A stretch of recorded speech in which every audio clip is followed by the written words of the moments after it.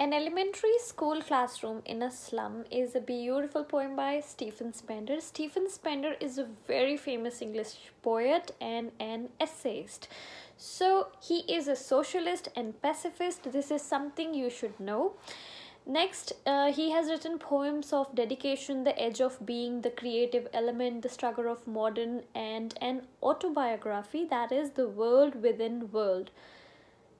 You can know this, okay? Even if you forget, it is okay. Now, in this particular poem, in an elementary school classroom in a slum, what he has concentrated upon is social injustice and class inequalities. You should know this. This poem is about social injustice and class inequalities. Right. It says an elementary school classroom in a slum. So you should think, maybe you would have visited or seen that how a school classroom in a slum looks like. So the poem says, far, far from gusty waves, these children's faces. So he is developing a scene in which he says, far, far from gusty waves. Gusty, literal meaning of gusty is violent. Gusty waves here signify children who are privileged. So how are the children supposed to be? Gusty waves represent the liberty that children possess, actually, that all of the privileged children possess. They have liberty to do anything. They run violently, they go everywhere, and they have a lot of freedom to do anything. So far, far from gusty waves. So he says that very far from that particular freedom, that particular liberty, see these children's faces. Look at these children's faces like rootless weeds. So he is comparing them with the weeds. What are weeds? Weeds are unwanted plants. So he says that they are like rootless. Rootless, why? Rootless weeds. It is rootless because if a weed is rootless, it will die after some time. It won't last longer. It will die after some time. So it says these children are like rootless weeds. Weeds means they are unwanted, and the next thing is that they are rootless. They won't last for a really long time. The hair torn, he describes that the hair is torn round their pallor. Pallor means the pale face, a face that is pale, and hair is torn around it. So it shows that how they look, how they keep themselves, it is really insignificant to them. Then he says the tall girl with her weighed down head. Now why the head is weighed down? It represents that she has lot of burden, lot of responsibilities, and she is so young to bear it. The paper-seeming boy, it shows malnourishment. With rat's eyes, the boy has rat's eyes. That means he is hungry, he wants food, and he can do anything for that food. Like a rat, he's always at the catch. That if he sees food, he's always at the catch. He tries to get it no matter what he has to do for it. So it says that they can accept any bait for food. The stunted, unlucky ear of twisted bones. Stunted means undeveloped, something which is prevented from growing. So the stunted, unlucky ear of twisted bones, reciting a father's gnarled disease. He says that the stunted, undeveloped, unlucky ear is unlucky. Why? Because generally people inherit property in inheritance, but what he has inherited a father's gnarled disease. Reciting a father's gnarled disease, that means he has inherited a disease from his father. His lesson from his desk, that means that he is reading the lesson from his desk itself. Or it can be like he is carrying a father's lesson from his desk and he is continuing the process. He is perpetuating it. At the back of the dim class, one unnoted, sweet and young. That then he talks about another boy who is sitting at the back of the dim class. Dim class means it represents the poor conditions of the class, that it is not properly lighted. One unnoted, there is one young boy, very sweet and young. That means the poet likes him really. One unnoted, someone who is unnoted, nobody is noticing him, he is noticing nobody. His eyes live in a dream, he is very dreamful. See, when we use the word dream, that means we are hopeful, right? Hopeful for things will turn in the future. Dream always comes true. That means dream is always in the future. So you are hoping for the future. So his eyes live in a dream. Of squirrels game in tree room. Other than this. Means other than this, he is involved in something else. Of squirrels game.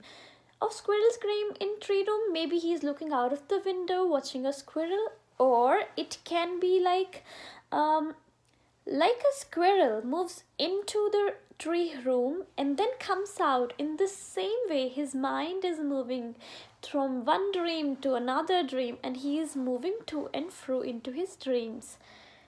Then on sour cream walls.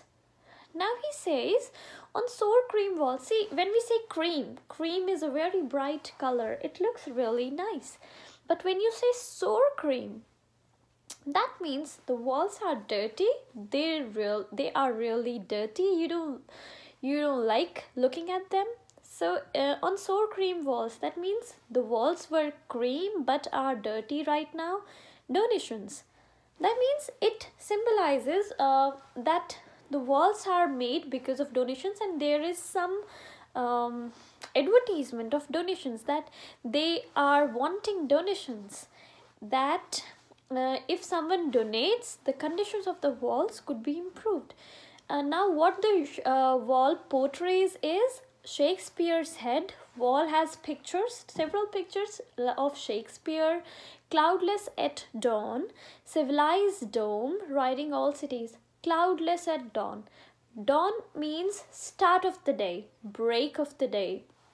Right, but here dawn means young children, small young children. That can be said as dawn as well. So cloudless at dawn means that those children who have their future very certain, who are privileged, we can say. Civilized dome riding all cities. Here civilized dome riding all cities means beautiful buildings. It says schools mainly. Belled flowery Tyrolese valley. So it says that on the walls it has belled flowery. Many things of the world, of the outer world, exist there. Belled means something which is beautified, beautiful. Flowery is the same thing. Tyrolese valley. Tyrolese is a valley. Is actually an Austrian Alpine province. It is very perfect. It is very beautiful. It offers a lot of beautiful things to us. So why here we have used Tyrolese valley? That means the walls portray civilization which is out of reach of those children. Open-handed map. Now open-handed map means we distribute a map everywhere. That the distribution is open-handed. Open-handed map awarding the world its world. So what the map provides us, it lets us know that the world in which we live in is actually this, right? This is what the map does. So the map is also drawn on the walls, awarding the world its world. And yet, then they say yet, for these children, but for these children, these windows means these pictures are actually acting as windows, not this map.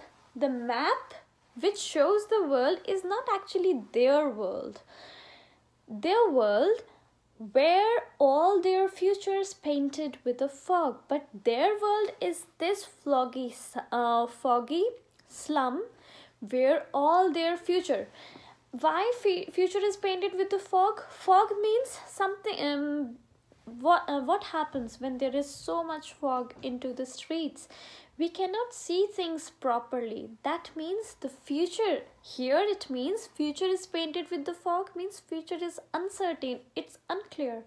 We don't know what they're gonna do in the future. Why? Because it is slum. Slum has very lesser opportunities, lack of awareness, lack of education, a lot of things, a lot of problems. So a narrow street sealed in with a lead sky. Lead, we use lead color for burden and desperation. A narrow street means it hardly has any opportunities. It is very single-minded. Sealed in with a lead sky. That means there is no way to go out. It is sealed in with a lead sky. Lead sky means there is a lot of burden and responsibilities. Far, far from rivers, capes, and stars of words. Okay, you know what a river is? Cape. Cape is actually a land which is connected to sea. Like we know Cape Town, that is actually the same kind of place. So capes are actually the land which is connected to sea. Then it says stars. Everything is beautiful. Of words. That means the beauty of education. This whole line says the beauty of education. Far, far from rivers, capes, and stars of words. That means the children are actually very far, are prevented from the beauty of education. Surely Shakespeare is wicked. So now he is something critical here. In the third paragraph, he has grown critical. He says, surely Shakespeare is wicked. Now he says Shakespeare wicked. Why? The map a bad example. And he says the map is a really bad example to show them. Why? With ships and sun and love tempting them to steal. Why? Because in the Shakespeare's novel, he has portrayed beauty in the form of ships, sun, love, and all this beauty tempts them to do what? To steal these things. So because they start believing that if they get these things, it will be really very nice, like they'll be happy. They think that way. So for achieving those things, what they do is they go for wrong practices. They start stealing for lives that slyly turn in their cramped holes. Cramped means narrow. For lives that slyly means secretly. The lives that secretly turn in their cramped holes. That means, but in their slums, their lives hardly change. Their lives does not change at all. From fog to endless night. Now their childhood started very foggy. Like there were so many clouds that they couldn't see their future, to endless night. That problems never end. Their life doesn't turn. It always remains the same. It is a perpetual condition which they face forever. On their slag heap. Slag heap is like there is a small place and so many people are living in a very small place, consuming a very small amount of food. So it represents malnourishment. These children wear skins peeped through by bones. Now to represent malnourishment, he says further, these children wear skins peeped through by bones. Like skin is so less on their body because of malnourishment that they just look like a bony skeleton body wearing skin. And spectacles of steel with mended glass. It shows the extent of poverty. Spectacles of steel. That means even for the very basic things. Now it says like bottle bits on stones. Bottle bits on stones is a simile. What it says is bottle bits on stones means pieces. Like for very small things like spectacles. They have even their spectacles mended because they cannot afford another one. So that means for the very small things, even children have to compromise. Okay, so it shows a lot of poverty. All of their time and space are foggy slum. He says that all of their time, every time they are in the foggy slum, they cannot anytime move out of it. That means their situation never changes. So blot their maps with slums as big as doom. Blot means a black spot, and doom means death, or we can say destruction. So blot their maps with slums as big as doom.